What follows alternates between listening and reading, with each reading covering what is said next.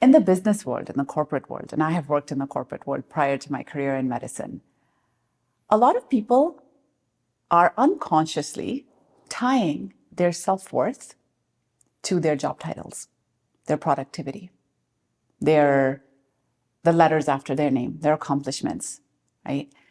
Because in some way, shape, or form, we all, as human beings in today's day and age, in the world we live in today, have all grown up with these beliefs that we have to live a certain way, we have to get a certain level of education, we have to make a certain amount of money. It's a very productivity-driven kind of a world. If we're not doing things, then we're not something ourselves. We're not smart enough, good enough, successful enough, blank enough, right?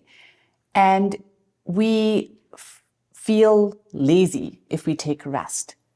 We feel inadequate if somebody else is succeeding more than us. We feel like, even during the pandemic, there was a meme going around that if you don't start a business and if you don't do a degree, if you don't do all these incredible things during this time, now when you have time, then it was never about time. It was about your capability. And I think to myself, we're going through a pandemic. We're going through something that is collective trauma. But here we are worried about productivity. We're still tying our self-worth to our productivity. So instead of reaching out to each other for connection and empathy, what we're doing is, if you're not doing all these things, then you're simply not smart enough, and this is the proof, right? Not that you're hurting. You're worried about your children. You're worried about going out into the world.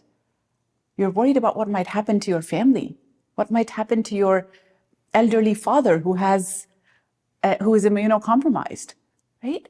So I think all of us have that in us in some way, shape, or form.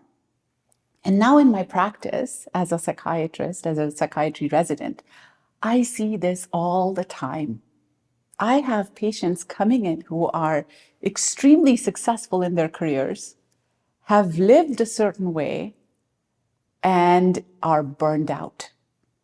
And now they're facing depression, they're facing anxiety. Just a few months ago, I had a patient in the psychiatric ward who was a very, very successful, or is a very successful investment banker, and sat there in front of me that I don't know who I am without my career.